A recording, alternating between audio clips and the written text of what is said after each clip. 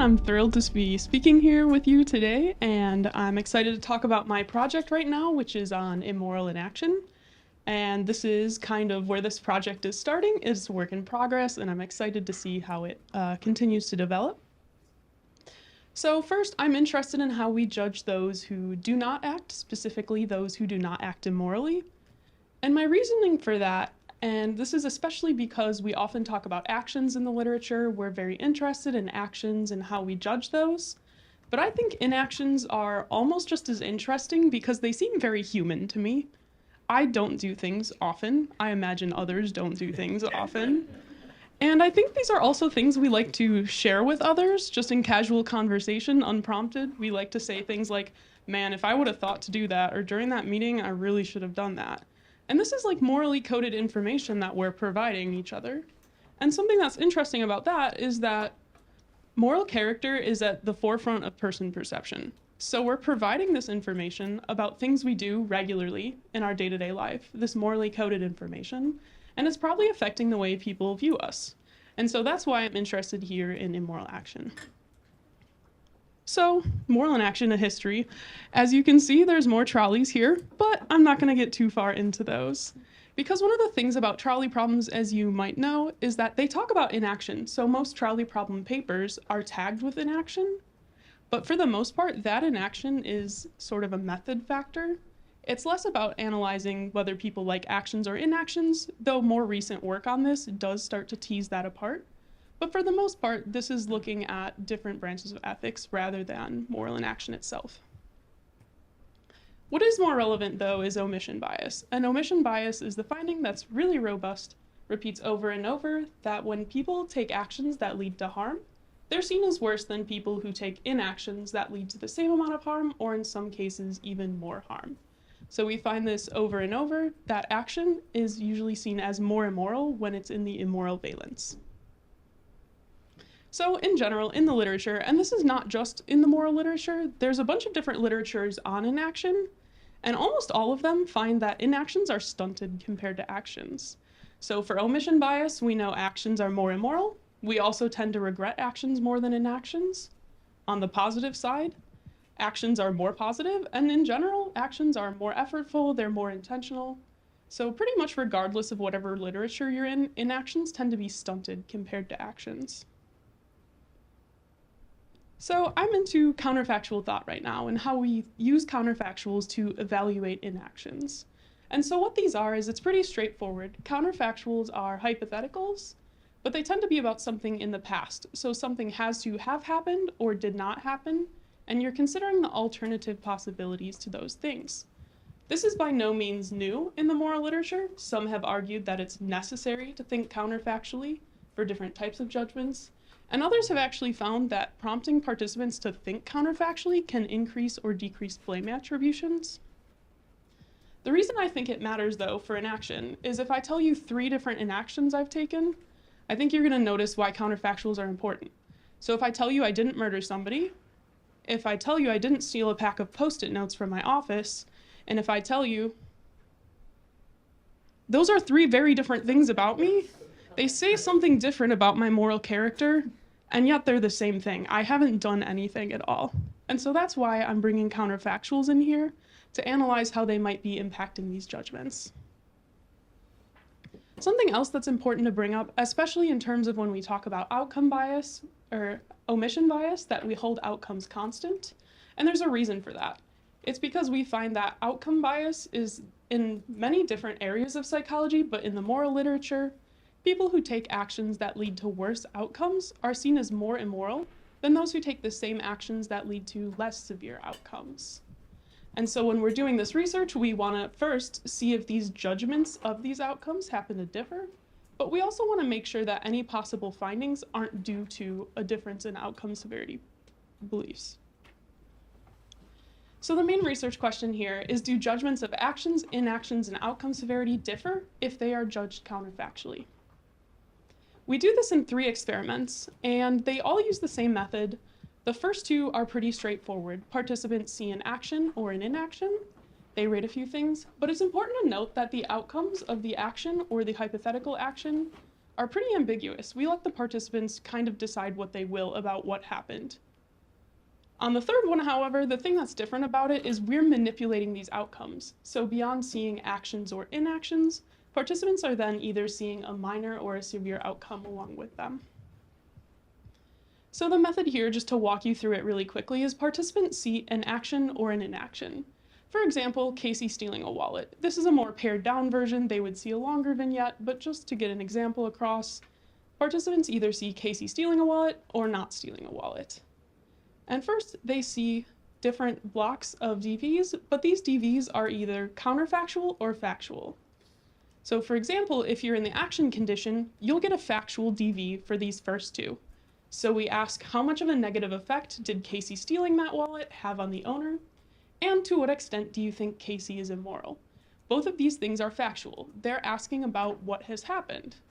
However, on the other hand, when we're talking about inactions, it doesn't make a lot of sense to ask how immoral Casey is for not stealing a wallet, as that is not really a bad thing. So what we're doing here is we're actually flipping it. So we're asking to judge counterfactually here. And what that looks like is something like this. Although Casey did not actually steal the wallet, if she had, to what extent would you think that she is immoral? And so essentially what's going on here is we're comparing the actual to the counterfactual. For moral character, the order of this flips. So as you can see, the purple box is up top, and that's because the factual is now up top. We ask, to what extent do you think Casey is immoral? And again, it doesn't make sense to flip it the other way. Asking how moral somebody is for stealing a wallet doesn't make a whole lot of sense. And so then here, we flip it around and we bring it to a counterfactual again. So although Casey actually did steal the wallet, if she had not, to what extent would you think that she is moral? So something interesting about that, and it's very important to point this out, is this isn't omission bias. We are not directly pointing out actions to inactions. We're not comparing judgments of actions to inactions in the traditional way we do it. This is just comparing factuals to counterfactuals. And theoretically, the answers, the comparison here should all be the exact same. Somebody who didn't do something should be as moral as somebody who did do it, but if they didn't, we should judge those identically. In both cases, the thing didn't happen. However, that's not what we found for all of our variables. So we have a main effect here for immoral character in the first study, and we find that actual bad actors are seen as more immoral than counterfactual bad actors.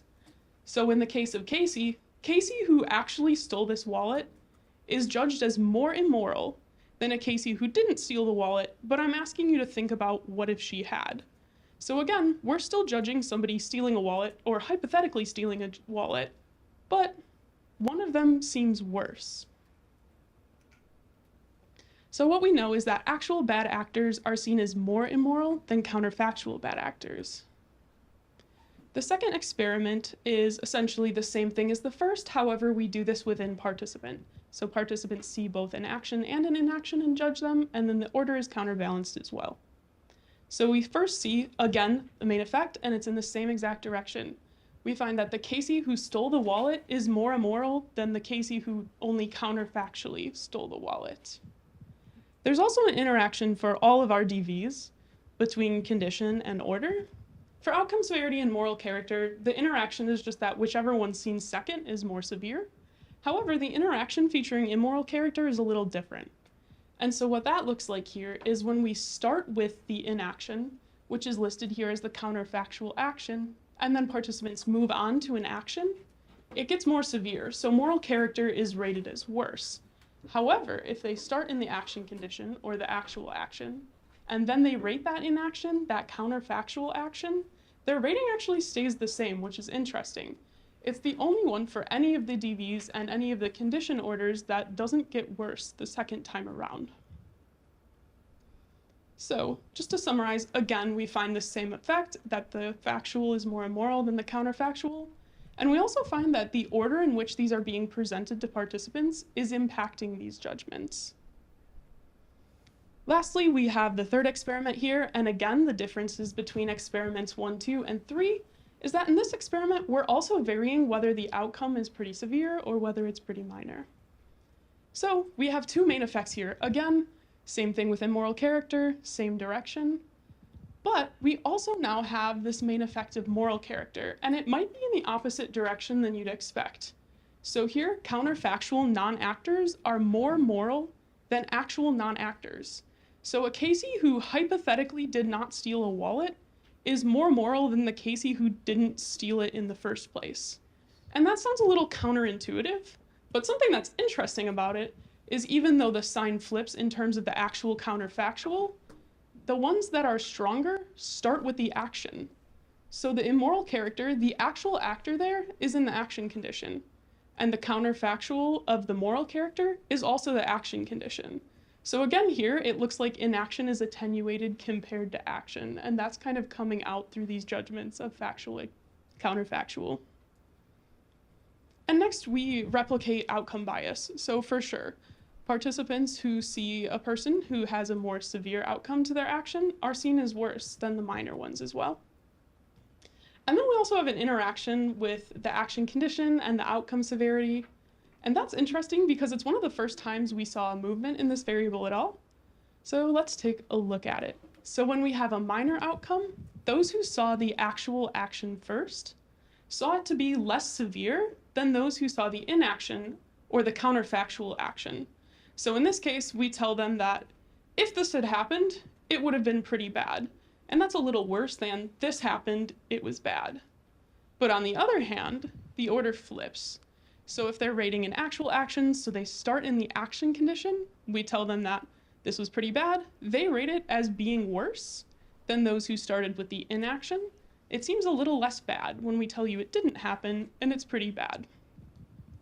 So again, something interesting about this is if we flip from looking at counterfactuals and actuals to actions and inactions, on both sides again, the inaction, which is the green bar, is attenuated compared to the actions. So again, the actions are the more extreme of what we're looking at here. So just as a quick summary, immoral character, actual bad actors are worse than counterfactual bad actors. And we also replicate outcome bias here as well. In terms of moral character, we have mixed judgments on this. The first study, it was close to significant, and in the same exact order as it was significant in study 3. We find that counterfactual non-actors seem more moral than actual non-actors. And then lastly, for outcome severity, we again have this interaction where it seems that the counterfactual and the actual flips depending on how severe the outcome was. And then something to note about that is the means for the outcome severity in the first 2 studies are pretty much smack in the middle of these 2 extreme conditions here. So it's possible the lack of movement has to do with 2 effects going in 2 opposite directions. So essentially what we've learned is that counterfactual judgments can differ from actual judgments, and that seems to be just a fact of whether they're factual or counterfactual. And then also we see some more evidence that inactions compared to actions are attenuated. All right, so if you have any questions, please let me know. Many thanks to my lab for the support, and then if anyone needs sources, I have them as well.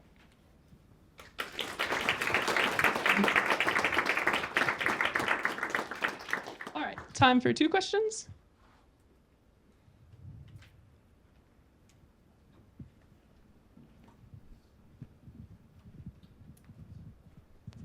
Thank you. So I am in some ways very, very new to this, and I'm just wondering how you might relate this to insinuation bias, where when you tell someone, this person didn't say anything, this person didn't kill anyone, actually in their heads, what's happening, and what we see in the stereotype literature is that people think that it's something much worse. You might have killed someone, you might have killed multiple people, right? So I'm just wondering how that might connect. Yeah, I think that's an interesting question and one I have thought about a lot. So one of the studies I'm actually working on right now is the kind of implications when we talk about inactions. Because like I kind of pointed out earlier, they're weird to talk about. So if you consider something and don't do it, versus you didn't consider it, versus I don't tell you anything at all, versus I just say very like clinically they did not do this, there seems to be differences in implications, and I think the same can be true. Especially with things more severe, like you said, with like murder. Like me just saying I didn't murder somebody feels weird. You usually have follow-up questions. And so I think that's a good point, and it's something I want to look into further, but I don't have an answer at the moment. Thank you. It's raising a lot of questions already answered by my I'm not a murderer Exactly. Time for another question? Yeah. I think this is a different question, but I just wonder if you say, well, this person didn't do such and such, but what if she did? Then perhaps what you've done is you've, in the antecedent, you've basically told the subjects, this is a good person. So then if she does do something bad, there's at least some non-negligible probability that she had a reason for doing it or something like that. Just a thought.